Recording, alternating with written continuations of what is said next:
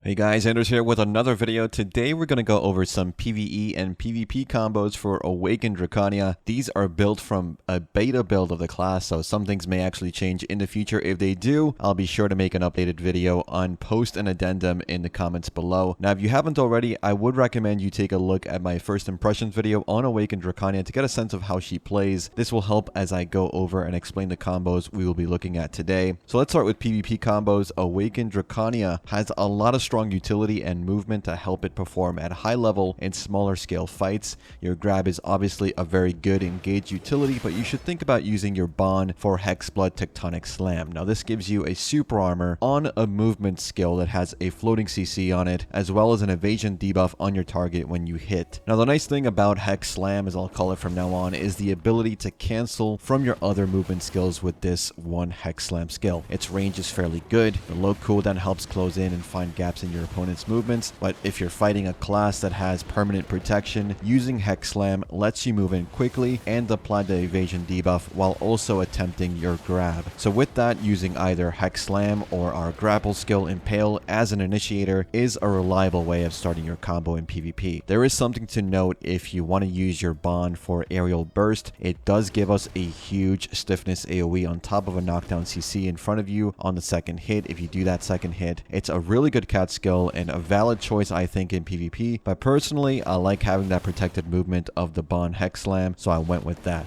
Now, after our initial float, we want to swap to Dragonblood for the rest of the combo. To do so, we want to use Dragonblood Tectonic Slam and then follow that up with Savage Decree. Both these skills link quickly with one another and are protected.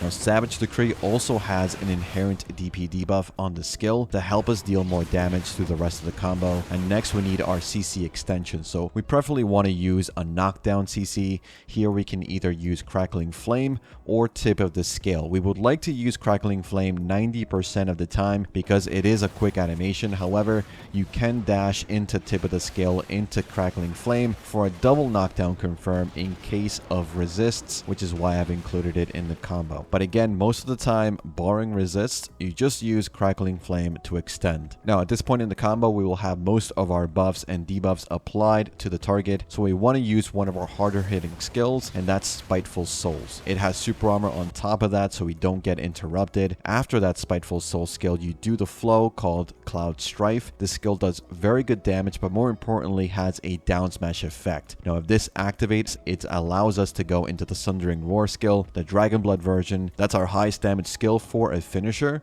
If it does not get the down smash, we can use Extinction from the quick slot for a faster finisher. Now here's where things get a little bit interesting. If you do use a down smash add-on for Sundering Roar, you have a chance at multiple down smash activations due to the nature of high hits on that skill. If this happens, it buys you time to use the Extinction flow on top of the Sundering Roar skill for even more damage. So that's the Dragonblood PVP combo in a nutshell. It's still a work in progress, but should kill pretty much anything out there. The downsides to this combo are the length of the combo, so the time needed to execute, and the lack of accuracy. So because of this, I made a Hexeblood version which addresses both of these things in exchange for less protection during the combo and less inherent crit on skills. Dragonblood skills, mostly, almost all of them have 100% crit.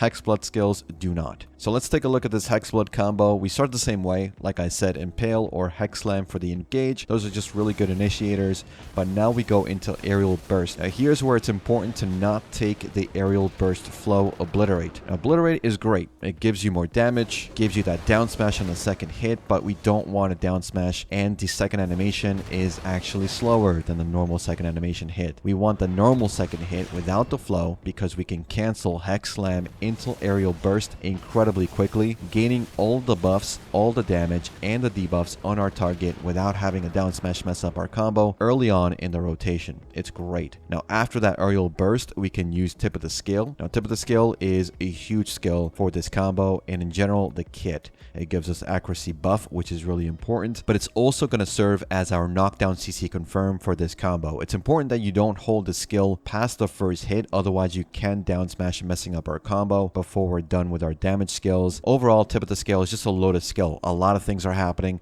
It has 5 attacks, it has good buffs, good damage, but if we use Aerial Burst before this skill, we go straight into the third attack, which is what we want, the knockdown part. Now, if you hold it, like I said, you shouldn't do, do, you go into the fourth attack, which is the down smash. That we want to avoid. Now, after you get that knockdown CC, you want to use Spiteful Soul, which is 3 hits, and then the Flow Concealed Claw, which you activate by just holding down RMB. And here we actually hope for a down smash, though it's not necessary. If you do get a down smash, you can cast Hex Sundering Roar instantly after the Concealed Claw to avoid the wind-up animation, but I have not included it as part of the combo because it's not necessary. Just be aware of that is an option if you want more damage. Now, our finisher for this Hexeblood combo is the same as our Dragonblood. Extinction from the quick slot into Sundering Roar as your opponent is getting up, hoping for a down smash or finishing off whatever health they may have left. Now, as you can see from the PvP damage number, the range of damage of this combo will make it either weaker or stronger than our Dragonblood combo, depending on how much we crit. This Hexeblood combo is faster, has more accuracy, so give it a try and see which one you like more,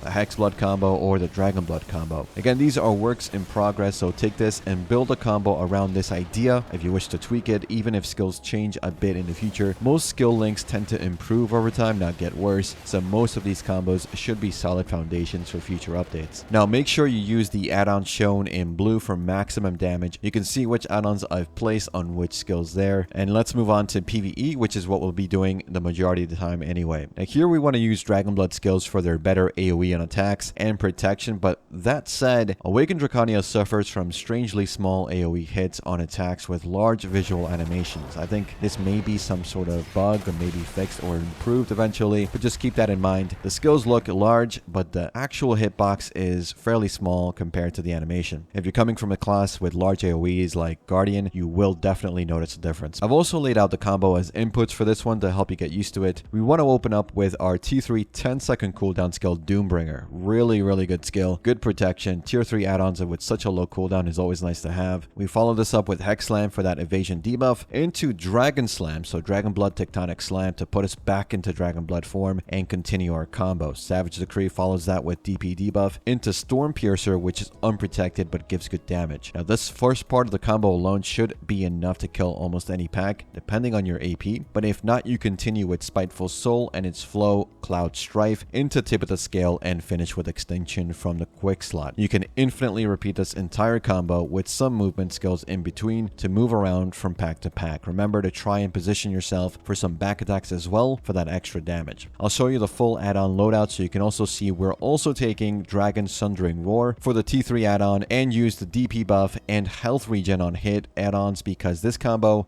has a lot of super armor, so little damage mitigation, and at some areas like Hex or Quinn Hill, you're going to notice you're going to hit with a lot of damage, so Sundering Roar helps keep your health back up when you start to get low. When testing, the combo was working pretty well until Hex, where I wasn't really happy with the sustain. We did some damage, but I thought we were taking a little bit too much damage, so I have one more combo for you, and this one is a huge work in progress still, but I need to do more testing before I lay it out for you. I'll show you the combo here, and then a little preview of what it looks like at Hex, so you can see that we do take a lot less damage now thanks to focusing on Hexeblood skills.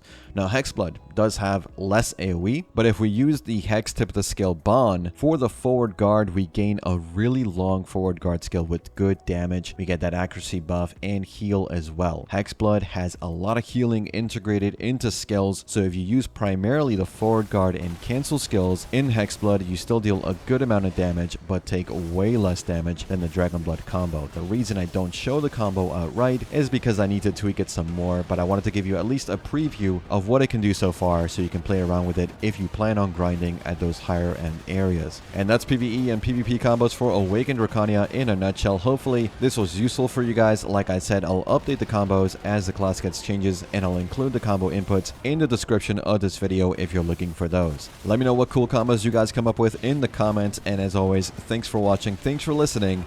I'll see you all in the next one. Take care.